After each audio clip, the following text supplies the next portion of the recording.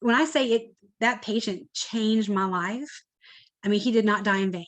Even if he couldn't have donated anything, just seeing that process, he didn't die in vain because I learned and that changed me. And I was like, I can do something. I'm the right age. I've got the right health background. I have the right support system in place. Why not? Share your spare. I've got 2 kidneys. You only need 1. Hello, and welcome to the Art of Emergency Nursing podcast. This is where we share stories for inspiration, entertainment, and encouragement, because we all know emergency nurses have the best stories. Now here's your host, Kevin McFarland. Hey everybody, Kevin McFarland here from the Art of Emergency Nursing, and I have a very special episode planned for you today.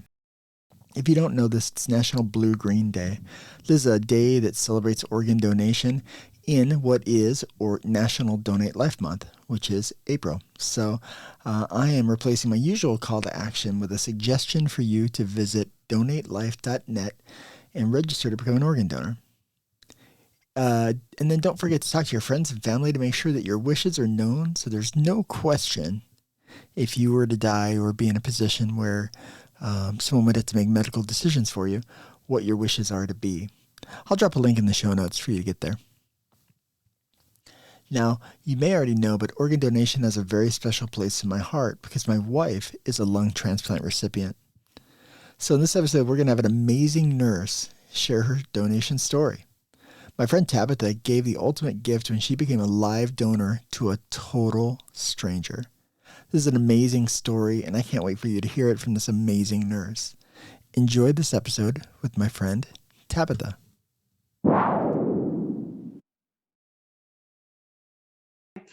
My name is Tabitha Sylvester. I am a 17-year nurse and a 15-year ER nurse.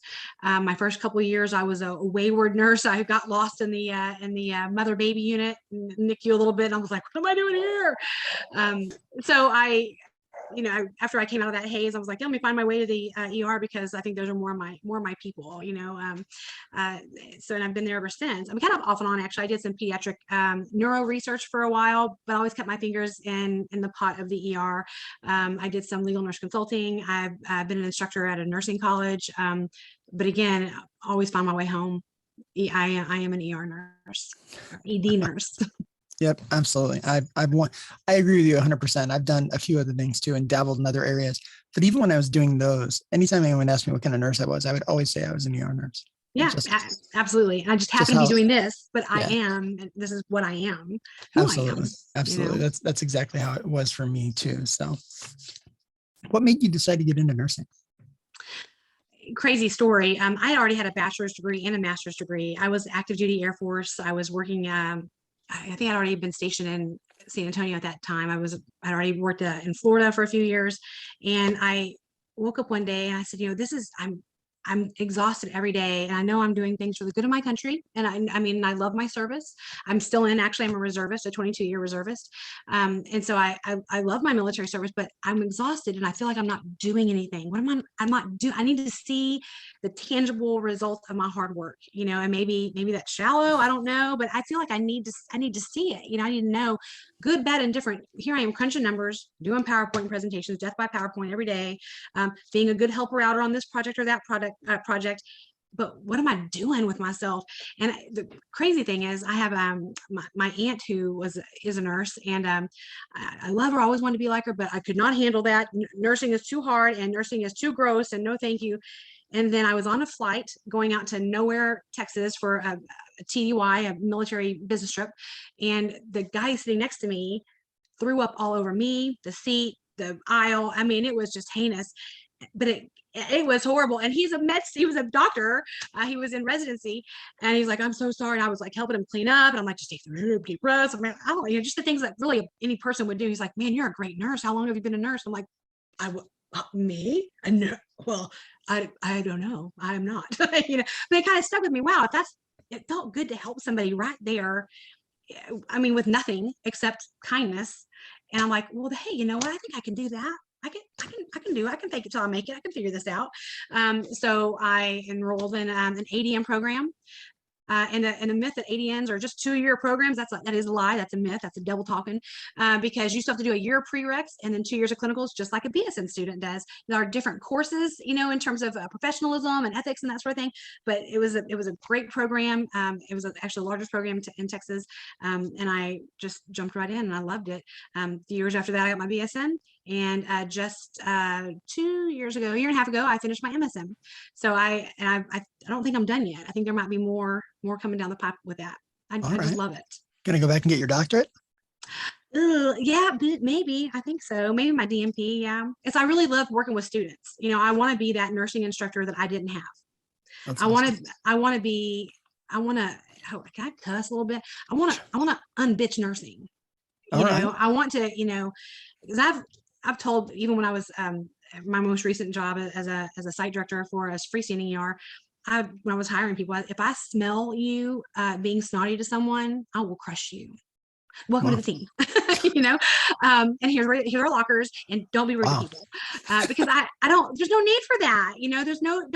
There are enough. We deal with enough assholes that walk in the door having a bad day. Some of it's legitimate. I get it. They're scared. It's a default setting for some people. We don't need to do that to each other. So I think that's just my goal, is to kind of be the preceptor and the nursing instructor and just the coworker. You don't have to be friends, but we had the coworker that I was missing at so many points in my life, and then to take all the good things that I experienced and just radiate that out even further. That's awesome. I love that answer. Yeah, it's unfortunately bullying in nursing is still alive and well, and anything we can do to try to squash that, I think is definitely worth doing. So I just feel like you look even better. I mean, not that I do things to look better, but when your people do better, when we're all getting along and cohesive and making it work, man, what a testament to you as a coworker, as a teammate, as a peer, as a superior. Stop being an asshole. Yeah, I got one. I don't need anybody else. I agree 100%. Tell me about a patient that changed the way you practice. Oh gosh. You mean like as in yesterday? Because I feel like every day, every interaction, I learn something from. I mean, I think that the day that is part of the reason I love ER nursing too, is because the ER is a classroom every day. And when I work with my partner physicians, they don't lord over me. I feel like, especially in the freestanding world, we're a team. We just have different roles on our team. I can learn from you, teach me, show me, because the day I come to work and I don't have anything to learn, I need to get a new job. I need to get a new profession. 100% agree. So a patient that changed there's been so many. Oh my gosh. I mean, keeping it relevant to our topic today, and I got chills, just, oh my gosh, I can't say his name. Being a part of, I was an educator at a hospital, one of our bigger hospitals here in town, and a patient came in and unresponsive. He had several medical conditions, but he was young. He was young. Like early 30s. And my heart kind of, that feeling when you saw the web. Oh, thank you, Siri. That feeling you get when you see somebody younger or a kid, that feeling, or that's your age, or that looks like somebody and you're just like, yep. Oh, there it is. There's that one little thing, no matter where it is or how it is, there's that one little thing that makes you relate to that person just a little bit more. Just a little bit. It makes them more human. Makes them not, Jones in room 2. It makes them, Samantha. It makes them Eddie. It makes them a person, right? And so this guy came in unresponsive, and it was time to die. End of life care in the emergency room is highly contested, just because we don't really get into how to do it, but it's not contested. We're just confused. I think we're just a lot more education on that. So he came in and we were about to call it. And one of the paramedics said, wait, he's an organ donor. And one of the nurses was like, yeah, but he's got all these problems. And the doc's like, no, keep going. Let's tube him. Sure enough, we got Rosk again, and because he was like up and down, and we were going to pull the parents back and just say, is it time, but the doc's like, no, wait, he's an organ donor. Let me see his license. Wait, get TOSA on the phone, which is our local OPO, organ procurement organization. And in that moment, I was like, oh, this is happening. Wait a second. Wait, what's happening? And it just I still get emotional when I think about it, because it was so moving. In that split second, somebody said, our pre-hospital partner, our paramedic said, wait, I think he's an organ donor. And it Wow. changed the course of my life. It changed the course of my practice. It changed the course of some of my passions. It changed the course of some of my political opinions. In that instant, it was so profound. And then watching that, and in the ER, I think so many times we treat them and street them or bag them and tag them, right? Or we put them in the elevator and they go up to floor whatever, and good luck, I don't know, whatever, I'm gonna go to lunch, or I'm gonna lunch, what's that? I'm gonna leave now, I'll go to my next patient, they need a turkey sandwich, they need a pillow, Yeah, we don't do a lot of follow-up. No follow-up. I mean, if ever, right? But this gave me that connection to him. And the crazy thing is, just weeks earlier, I had our OPON to do, here's some giveaways. Don't forget, here's your badge, buddy. Call if you have anybody. Everybody's like, okay, yeah, whatever. I've got to go to work. But whenever that paramedic said that, and it kind of, like I said, just changed the course of everything. Wow. Our doc was so phenomenal. He's like, you know what? We can't put him on this med. We can't put him on this med. We need to wait to see if he's ruled out. And I'm like, this is happening like right now, right here. Oh my gosh, what do I do? Okay. Let's take notes, watch everything, do all the things. And then, it really just changed. It changed me. Wow. It changed me. And then I got to see that a couple other times. And it was just the real impact that we have. It really drives home that sometimes the patient we're saving is not the patient on the table, on the bed, on the stretcher. It's a really The good patient point. we're saving is sitting at home on oxygen, is in a dialysis chair, has congestive heart failure, maxed out on Lasix. I mean, all the, that's who we're saving. We're saving somebody's daddy. We're saving somebody's grandpa. We're saving somebody's aunt. We're saving somebody's mama. We're saving somebody's daughter. We may not see them, but that's what we're doing, and it, we always, I think we do a decent job, I think, at teaching our students and our new nurses that, the patient is in the bed, but your other patients are around the room, whoever the loved one who's with them. Yeah. But sometimes we don't even see our patients, the Yeah, people that it's are true. affected by us, we don't see. And so having that piece about this young man, and I'm that nurse. I go and I Facebook everybody. I will social media stalk you if you're my patient. And if just because I need to know, because I humanize you and it makes it real. And maybe it's self-torture. It is self-torture. Yeah, I'm not sure. Yeah. No, no, pass on that.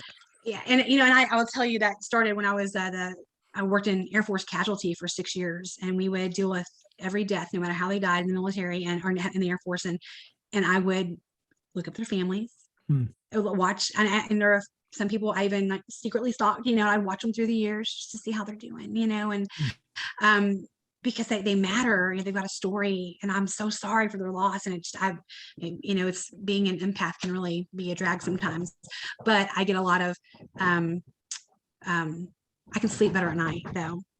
And I'll tell you that a lot of ER nurses think that like donations not kind of our issue, because we don't tend to see it a lot in the emergency department. Oftentimes, it's the patient that we get up to the ICU, and then in the ICU, when they realize that they can't extubate the patient, those are really the ideal candidates for donation. But sometimes they can be spotted in the emergency department too. And we tend to not think about that in the emergency department, because we're like, let's just get them upstairs. And my preliminary research, and it's, again, I am no Lisa Wolf, okay? But my preliminary research shows that about 80% of organ donors can be identified in the emergency department. 80%. It's a lot. That's huge. 80%. And let me first take a step back and say the AACN recognizes emergency nurses as a critical care nurse.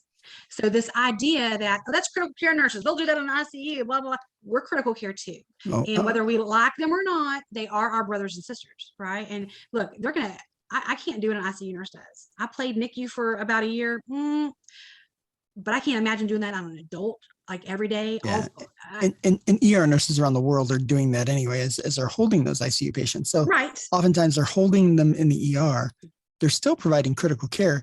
They just don't have the advantage of that, that hard and fast rule of, okay, now you're only getting 2 patients because you have one of them critical care. Yeah. Right, exactly. Yeah, or a one-to-one. 2 patients and then somebody else. Yeah, you may have another one. Right. You have the easy guys in the hallway. Okay. you know. Exactly. So I just want to debunk that we are critical care nurses, and it is our responsibility. And it's kind of a dangerous thing to say too, is put yourself in that family member's shoes. What this does by early identification is buys time. Because I guarantee your OPO, your organ procurement organization, will follow the book. They rejoice when a patient gets, is no longer eligible. That's a great Yeah. thing. That means Yeah. that they're on to hopefully better things, right? Yeah. They're not the body snatchers. They're not out there to, oh, who can you give us today? It's not like that.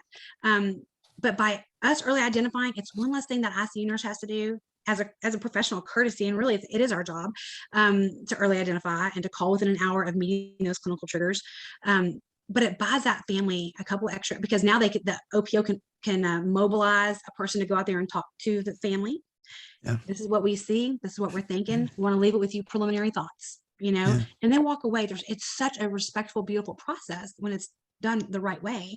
And some of the things that ER nurses definitely need to know is don't approach that family, because as good as we are at what we do, and we can be good, sometimes it might not be the time or place, and we might say the wrong thing, and it gives the potential perception of not caring for the patient.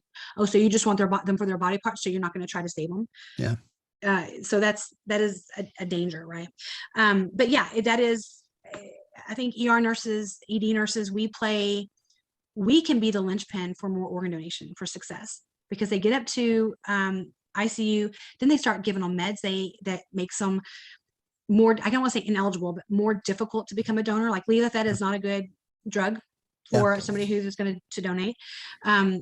So if we can intervene as soon as possible by identifying those triggers, which do vary slightly region to region, but it all comes down to beautiful brain death testing, because they do it repeatedly over and over and over, because this matters, right? This is somebody's mom, dad, brother, sister, aunt, uncle, child, so that's what I think ER nurses need to know. You are the difference. You can make a difference. Yeah. I think one of the things that is amazing is how much care they do put into discussing with the patient, discussing with the family members, discussing with staff. I mean, discussing with everybody. Just exactly the point of all this and what it does and why we're doing what we do. So, right. Yeah, absolutely. I think it can be a really amazing process to see, and it can start in the emergency department. Absolutely. I can't always know, but if you see those clinical triggers, I mean, make the call. The worst that can happen is, okay, we'll follow the patient because your OPO has access to your charting system, whether you know it or not. Right? Yeah. And people don't know that. Well, how are you going to know? You have to call me every 5 minutes for an update. Not necessarily. I mean, they want like a real-time update. If for example, if the wife and the girlfriend show up and now there's contention, give them a call, right? But they can follow labs. They need to know who to follow, so those minutes and hours matter. Absolutely. Absolutely. Now, you have a special interest in donation. I do. And the audience knows I do too. My wife is an organ donation recipient. So of course this has a special place in my heart, but it has a special place in your heart too. Yes. I don't know if you can see my shirt. I am a donor. I am a living donor. I'm a part of, I was a part of a chain, a paired donation. They call it a paired donation. And I did this because I just felt like it was the right time in my life. I met the criteria. And when I say it, that patient changed my life. I mean, he did not die in vain. Even if he couldn't have donated anything, just seeing that process, he didn't die in vain, because I learned, and that changed me. And I was like, I can do something. I'm the right age. I've got the right health background. I have the right support system in place. Why not share your spare? I've got 2 kidneys. You only need 1. I'm an ER nurse too. I only feel like once every 14 hours anyway, so it's good. We're good. My days off, I can't stop, but regardless. So I know they were in good working order. So, I just called our local university hospital, and I said, hi, may I speak to a nurse transplant coordinator? Well, sure. We'll connect you. How can we help you? I think I'm interested in donating. I've already filled out your survey online. Like, oh, well, okay, sure. Let's have somebody call you back. And I talked to this great nurse, Joe, I'll never forget. And he was matched with me and walked me through the entire process from the day I called to the day I left the hospital to the day I came back for my 1-year appointment. Wow. He was fantastic. And I don't think it's just because I was a nurse, but that's the care that these transplant coordinators have, especially when it comes to their living donors. So first I looked at liver, and then I looked at kidney. And this is not something, even though I was so emotional about it and so moved by this process, I was still informed. I still did my research. I could have donated part of my liver, and it grows back, but it's a much more invasive surgery with more downtime. Or I can donate a kidney. It's less invasive, but it doesn't grow back. Hope the one you keep works for you, so there's a lot of, There but is I that, decided, exactly. So I decided to go with kidneys because of how many we have a crisis. I mean, I'm careful to use the word pandemic because what we just lived through, but we have a situation when it comes to kidney disease, when it comes to diabetes, when it comes to the need for kidneys. In the U.S. alone, we need over 90,000 kidneys. That's who's waiting. 90,000 people. That's a lot of people on dialysis. Yep. And last year, 25,000 got a donor or got a donation. And living donation, it was about 5,600. So only about 56 people donated last year. 5,600 people? Correct. Okay. Yeah, donated, and that's nationwide. That's pretty amazing. It is amazing. It is. In Texas alone, there's 10,000 people on the waiting list. Wow. For kidneys or for organs in general? For organs in general. For organs in general. Okay. We have a problem. We need these kidneys. And we can judge all day long, and this whole idea. I kind of chuckle whenever I hear a nurse say, "Well, I don't judge," because I'm gonna tell you right now, I do. Okay, because I'm human. And we're denying ourselves if we say we aren't, which I think adds to more of our emotional distress and our moral distress of nursing when we can't be true to our feelings. Absolutely. But some people have an issue. Well, they gave themselves diabetes. They did this to their liver. They gave themselves cirrhosis. Why am I going to give them my good one when they made poor life choices? There's a point where you just have to, that's not your business. Yeah. Your business is yourself. And if you're willing to give, that gift will be honored. Awesome. I'm a faith-based person. So I say, even if that person decided to turn around and have a crappy diet after I gave them my kidney and continued into the path of kidney destruction of the kidney that I gave them intentionally, the gift is still honored. Yeah. The gift is still honored. So, so I became a donor, and originally it was going to be in November of 2019. So think about our world timeline, what was happening in November of 2019, right? So November of 2019, but then I got sick. I got a sinus infection. So I had to delay, and it was horrible because I had everything lined up. I had childcare. I was off from work. It was going to be perfect. And they're like, nope, too much of a risk to you. I'm like, it's just a sinus infection. I'm behind. Give me a week and I'm good. So then it got pushed to January. And I thought, well, this is not going to work for me because, oh my gosh, I've got this half marathon coming up. I've got a trip with ENA coming up. I've got, again, big race weekend at Disney, and I've got to go. So, but I said, you know what? My friend, another ER nurse, had been a living donor the year before. No and kidding. She's one of my best friends. And she said, she was in and out of the hospital in 23 hours. And I was like, Is that what gave you the idea to do it? Her doing it? It was my reassurance that this was a good thing, that it was going to be okay. And I could ask her questions. And she is an inspiration to me, but really working with that patient, I was like, I need to do something. I can fix this. I can be a part of this, So yes, she was definitely my kind of the cherry on top. I'm like, you know what? Brandy can do it, yeah, let's do this. And she came and stayed with me in the hospital. She was my right hand for the whole process. January rolled around. I went to the hospital for a laparoscopic procedure, and they said, "Oh yeah, we'll be in and out. We'll pop that bad boy out, and you'll be good to go." And the cool thing is, I think I mentioned this. I was a part of a paired exchange. So what does that mean? So what that means is, this person needs a kidney, and A has a donor, but they're not a match. So then, because oftentimes there's family members who are like, "Oh, I'd donate in a heartbeat if absolutely we were a match," but we're not. Right. And so, quid pro quo kind of happens here in the medical field. Well, you know what? I'll give my kidney to this person down here if you can guarantee that this person can get a kidney. Huh. And then sure enough, this person who's receiving that kidney from that person says, well, I've got a person that wants to donate, but we're not a match either. So this person will give to that person as long as you promise to give me your kidney. Well, I'll give you my kidney if this person gets a kidney.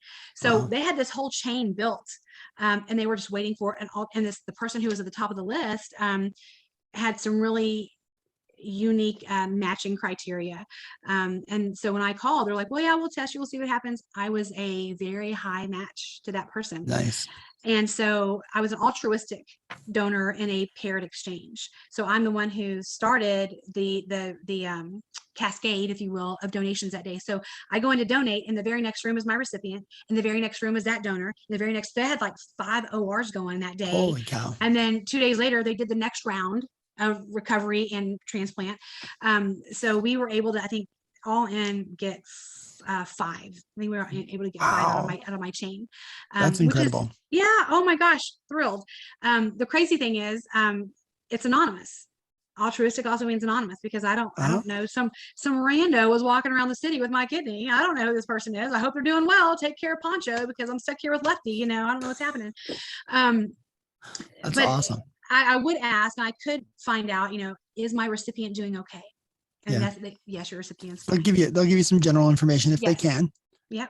It's up to the family. It's up to the recipient, or really on both sides. It's up to both sides. That right.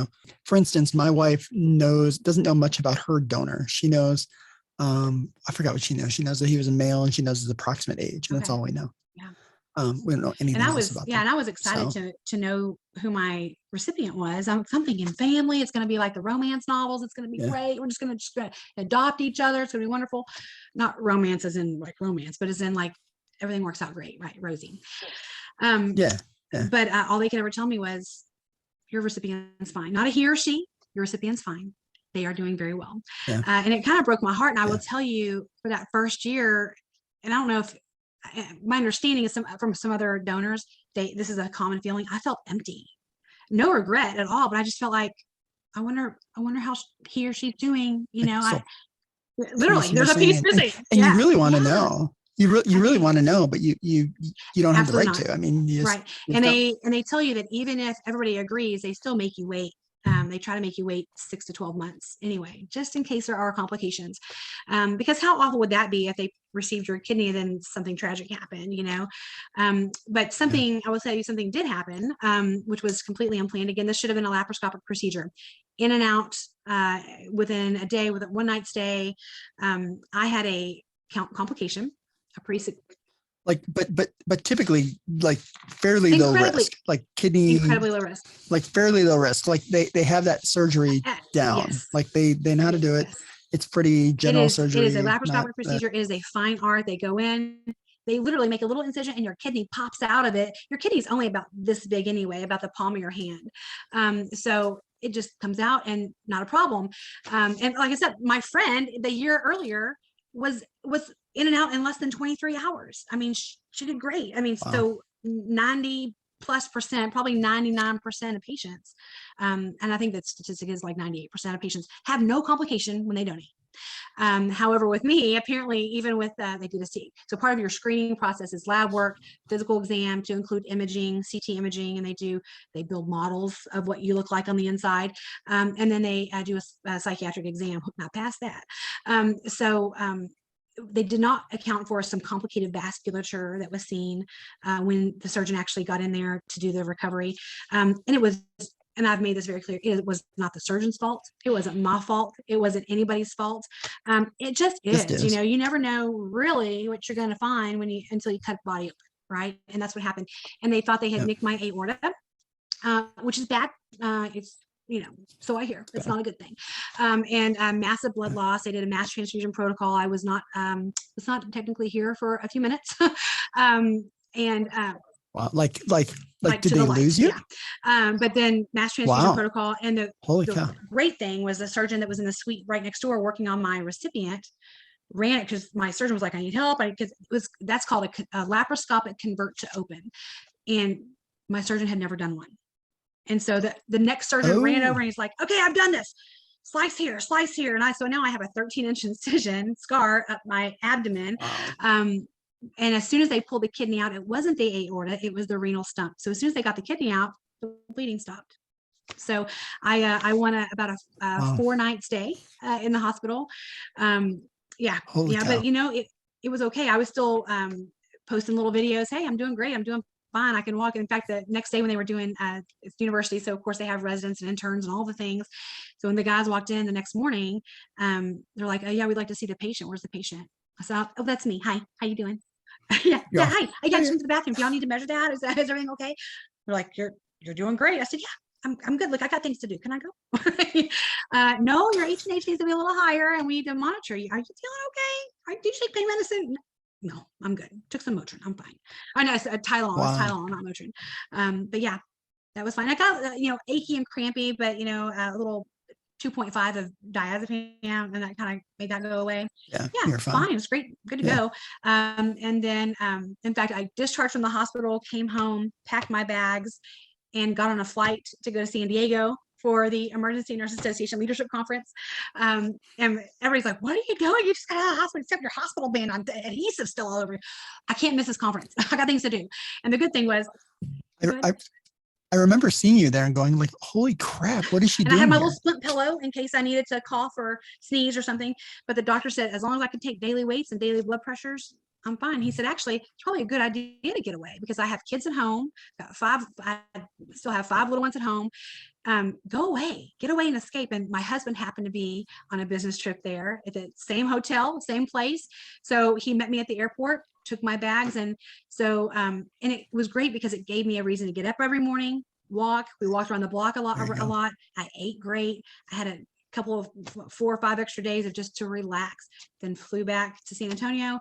And then 5 weeks after that, I did a Disney race weekend. I did a 10K on Saturday and a half marathon on Sunday.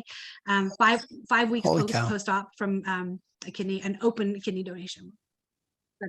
Wow, no slowing you down. Holy cow. It was great. And I didn't miss any work. That's awesome. As soon as I came back, so I already had that one trip planned, and I came back and I started working right away. I mean, there's no problem, and then we're in the middle of the then the pandemic kicked off, March, a couple months later. So if we had moved the donation to later, there was a chance that it would have taken another year, because they halted all living donation, all voluntary living donations.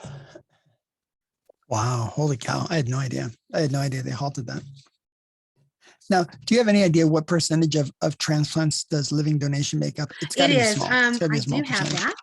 Out of 41,000 donations last year, only 6,500 were from living donors. Wow. Now, it works out because, you have 2 kidneys. You can get away with one. Sure can. Right? You can get away with one and do fine and do, not even probably notice. But then there is that complication. Like, what if something were to happen? And if now you ended up on dialysis, holy cow, and and that's let's fast forward another year. I did get to meet my recipient. We did the whole chain came together and they did a big reveal. Okay, who got whose kidney? And we walked around the room, and I got to meet my recipient and her whole family. And again, I get chills thinking about that. Come to find out, her son is a police officer that patrols my neighborhood. I know, it's crazy. So there's. And then her other son is also a distance runner. So it was just like, wow, we just have this great, and that emptiness that I felt for a year, because I felt empty and just anxious and sad because I didn't know not just where my kidney went, but I was worried about this person, please keep this person alive. That was my prayer. Please keep this person alive. Please let whoever it is do well. And let my kidney make urine, just go. And so meeting her, it was such a relief, and it was such a sense of fulfillment. And I've stayed in touch with them, and then the other people in the chain too, I've stayed in touch with. Come to find out, another recipient in the chain is like really good friends with a doc that I work with regularly. It's a small world, right? And I just think the little thing that you can do to make it a better place, do it. And what's a kidney? Yeah, too. You're fine. Your liver grows back. Hey, it's okay. You'll be fine. And I really have been hesitant about letting my recipient know about my complication, because I don't want any guilt or worry to come to them because of that. The only residual I have now is that incision. I've got hernias on either side there. So it's the diastasis, right? So every time I try to do a sit up or get out of bed, it really tense. They're going to go in and correct that here in the next couple of weeks. And it's a little cosmetic surgery too, cool. Just to all covered in on that, just to make sure it all kind of flattens out the way it should be. But other than that, it's great. It's just great. How awesome. What a cool thing Yeah. to be able to do. Holy cow. What an amazing story. That's super cool. And we talked about earlier the role of the emergency nurse, and what can the emergency nurse do? As a member of the Emergency Nurse Association, I always try to go to my peer reviewed evidence, right? I need to know, like, scientifically, what's going on here. What is this whole organ donation thing about? So when organ donation really became prevalent in my practice as an educator, I looked up articles.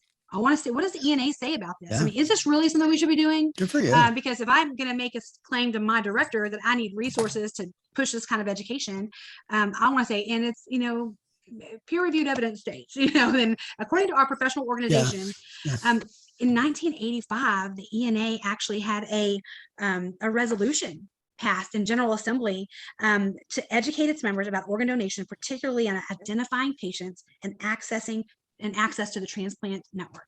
Again, 1985, right? 40 years ago, almost That's 40 years ago. And then in 1986, the Journal of Emergency Nursing that comes out every other month, almost an entire journal was dedicated to organ donation articles and organ donation studies. That's 1986. crazy. And my favorite one is The Gift of Life, Organ Donation and the Emergency Nurse by Gail Linehan. And there's, again, 5 or 6 articles in there, maybe even more than that just talk about organ donation. Now it's dated because, again, 1986, and things have changed, a lot. Absolutely. Yeah. But it shows that even back then it mattered. It was important. This is something that, and when I was in residency we didn't call it residency because I was already a nurse, but orienting to the ER, we never talked about that. There was a check sheet, a death check sheet, a checklist. And it just said, and the person's already dead. If you're dead, you can't donate your organs. You have to be perfusing. Now, tissue and bone and eye and that sort of thing, yes, you can donate that. But we need to identify these patients as soon as possible while they're intubated, while they have, secondary to a neuro insult, and with a low GCS of 3 or 4. And then they'll proceed from there. They will follow from there. Absolutely. But again, it's just, and I looked at a trend about every couple of years, the Journal of Emergency Nursing will put out 1 or 2 great articles on organ donation. And they're great, but I think they're silent. We need to do something is this everything that we do? No, of course not. The book, the show, the movie, in case of emergency, there was a nurse in there wearing a Donate Life badge reel. And I'm like, there it is. See, it's what we do.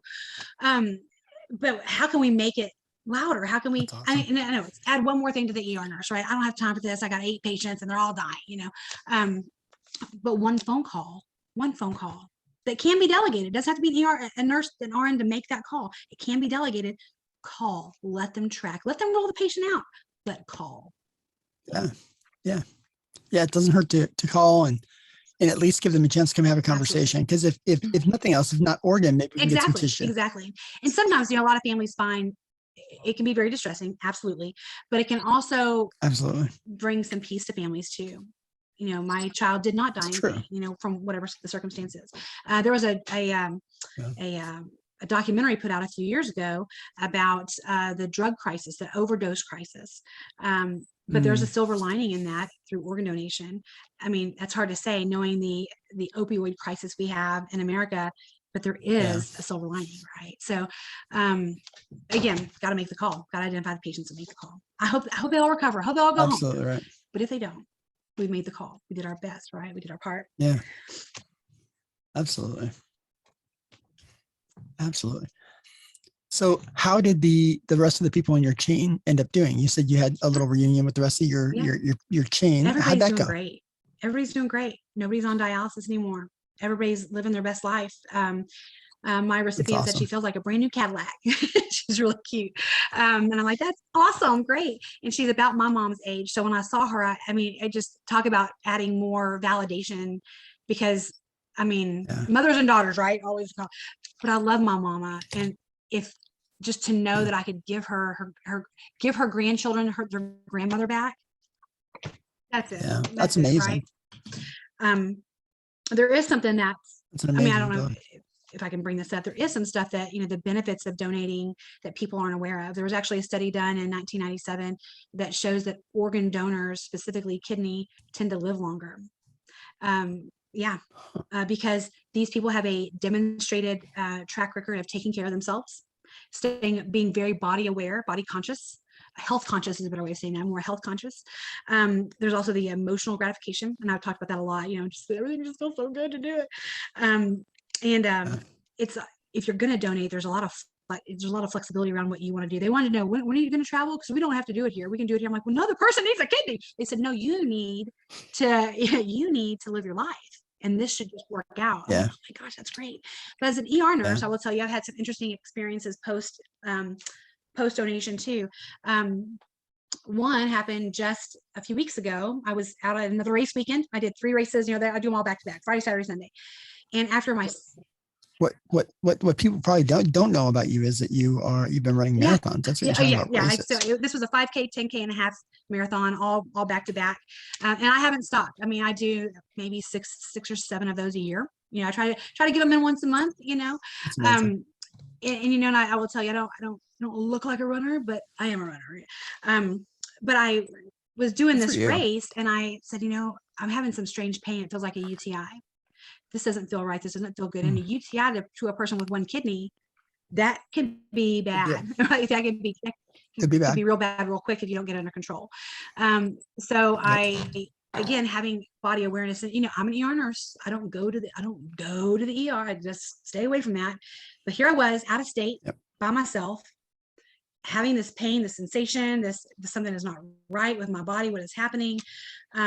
So I go to the local urgent care, which was closed, but the neighboring facility was an ER. I'm like, oh, here I go.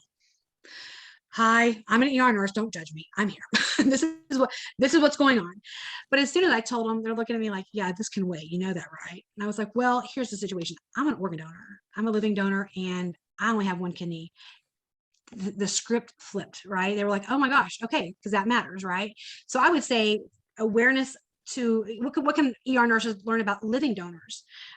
If they come into you with a complaint or a concern, listen to them. Ask them how long ago was your donation? What medications are you on? What complications have you had since?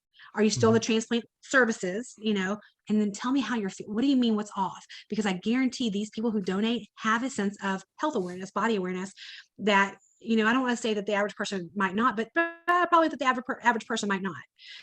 But that's the takeaway for ER nurses, that when you have a living donor, listen to them. Listen. What a cool thing to be able to do. And holy cow, what a great way to, every nurse listening to this, every nurse on the planet is going to have an impact on families, but maybe not as much of a direct impact as you did on one family for sure. So that's kind of cool. It is. It's nice. It's reassuring, Yeah. And there's, if anybody is considering living donation, I always like to talk about what those criteria are. A lot of people say, oh, to be a living donor, I need to be 20 years old. And, no, actually, young, healthy. Yeah, and actually what they want somebody is somebody in their mid 30s, maybe 40s, which is what I was. I was 42, 43 when I donated. Wow. 42, I think. But I'd already lived my life. I felt like, right, 20 plus years in the military. So I had a track record of taking care of my body. Maybe not. And when I was in my 20s, maybe not, because, late nights, early mornings, and, whatever else.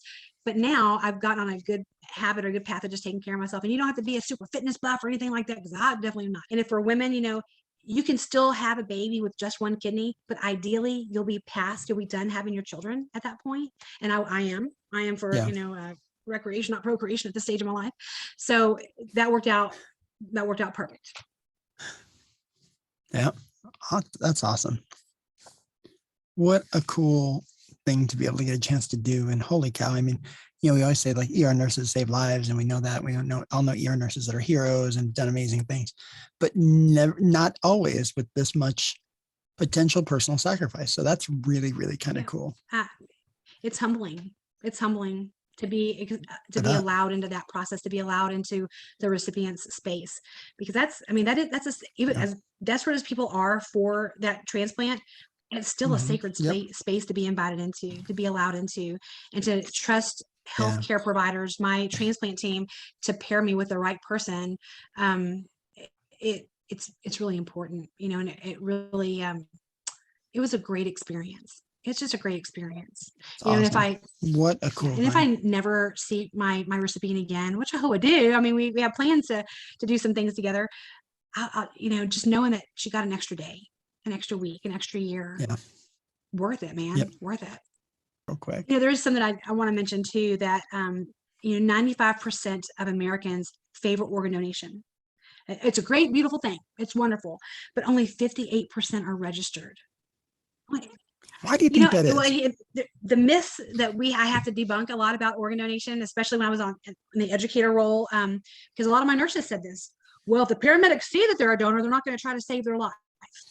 Actually, I mean, I Right. don't know if you heard that I whole heard that exchange before. about the story I told you earlier. No, we intubated him. We wanted to keep him alive because if you're not perfusing, you can't Yeah. donate. So we're going to do our best in that. And if anything, I want people to know I'm a donor because the matching process can take 24 to 72 hours. Once the consents have been signed by family, it can take 24 to 72 hours. That's 24 to 72 hours to get all your loved ones in, to see and to say goodbye, to give closure, to say the things that need to be Yep. said, to hug it out, whatever they need to do. That's beautiful that we're given. What a gift. It doesn't cost a dime. You know, once you sign that consent, everything is absorbed. All the costs are absorbed by the recipient and or the OPO, the Organ Procurement Organization. That's You awesome. know, so that's a big misunderstanding. There's also the thought of, well, my church, my religion won't allow me. Actually, if you go to the UNOS website, UNOS is the it stands for the United Network of Organ Sharing. You can even go to Donate Life Texas or donate.org or organdonor.gov. Every major religion, every major faith base supports organ donation. You know, That's really, and yep, so you're absolutely right. And that's such a cool thing that it's so, there is that myth that like there's certain religions that are against it and this and that, but it is widely 100%. accepted as a And wonderful thing to do. we're in a very Catholic area here in San Antonio, and so I've heard a lot of people, well, if I have to leave Earth whole in order to go to heaven. The Pope actually signed a letter supporting and endorsing. It's a private decision. You have to make it. It is very private. That is how you choose to donate, but know that it is a blessing to make that ultimate sacrifice and that gift. I mean, that how beautiful and wonderful is that? So I think that's part of. There's just this misunderstanding. If I have that on there, they're not going to save me. If I have this on there, they're just going to try to get me for my body parts. It doesn't work that way. You know, it goes to stick as closest first, you know, in terms of order of who gets it in. If there's a baby or kiddo in there somewhere, the kid bumps everybody, you know. So it's just educating. I think as nurses, people come to us, you know, the most trusted profession, right? We're the most trusted profession. And I love that we are, but they come to me and ask me my opinion on everything. Can you look at my rash? What do you think about this? Are my toenails going to grow back? Why is my hair turning gray? You know, what do you think about the COVID vaccine? What do you think about, they want to know my opinion on everything. The popular. Yeah, they want to know my opinion on everything. And they've asked me, what do you think about organ donation? Okay, well, let me tell you what I think. And when I didn't know, and you know, as I was getting educated, I'd say, you know what, I don't have an answer for that, but let's go to the website and look at it. And I can, you know, let's go look and I'll tell you, I'll give you a number to call. And so I think we as nurses have an obligation to know about these sensitive topics that are life-saving and life-changing, because people are going to come to us and ask, what do you think about? What do you think about? You know what? And even if you're anti for some reason, I don't know what to do. All you can say is, you know, it's something I wouldn't personally, again, I would obviously, but the nurse might say, well, it's not something I'd personally do. However, that's a private decision. And if you go to this website, they can answer all your questions. But I guarantee until that day comes, I will do the best I can to take absolute care, the best care of you I can. Because your private decisions don't inhibit how I care for you right now. Absolutely right. Absolutely right. It's not going to change. It's not going to change the care you get. It's not going to change the care, care that we deliver. It's not, you know, it's not like we have a bunch of people saying, oh, we're going to get some body parts here. It doesn't work like that. And I'm sure some people have seen those honor walks on TV where we did a few of those where I used to work. And you take the body from the room that they've been in, from the room they've been in to the OR, and it's very somber and very honoring and very, and I actually had the privilege of going into the OR while I did organ recovery and tissue recovery, and it was a beautiful, respectful, again, sacred space to be invited into. And I learned so much. I mean, not only did those organs that person donated go to save lives. It taught me as a nurse, I got to see anatomy that I mean, I've been to a cadaver lab, but these were still living organs that I got to see working. Blows my mind. And as a nursing instructor now, I can say, no, actually what it looks like is, did you know, and so that knowledge that that person gave me knowledge that now I'm still sharing with other nurses. I mean, so the gift That's keeps awesome. getting. What a cool thing. What a really cool thing. Now, what was it? I'm curious, what was the conversation like with your Oh. family that you said, hey, I want to do this thing because nothing's without risk, right? Like I mean, you had a complication. There's risk you had a significant complication to the point where, you said they lost you for a minute. Like that, you're a mom, you're a wife, that could have been a really big thing. How did your family take the news that you wanted to be a living donor? They were not happy. They were not. They're like, but you have small children. I mean, my youngest was 3 years old, but they need a mom. And there's two of my children have lost a parent, which is how I'm in their life now. So it was very scary to the adults in the family. And my husband was like, well, if you've prayed on this, okay, yes.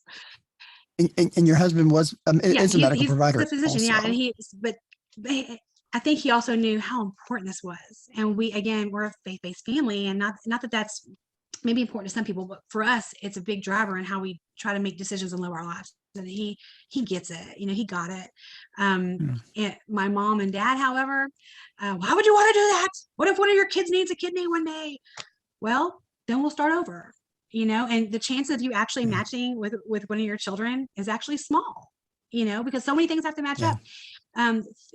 Parents can donate to children and children can donate to parents, but it all has to be there, right?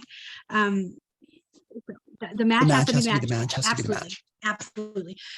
So my dad was not happy, distinctly unhappy about it. In fact, my mom was unhappy but supportive.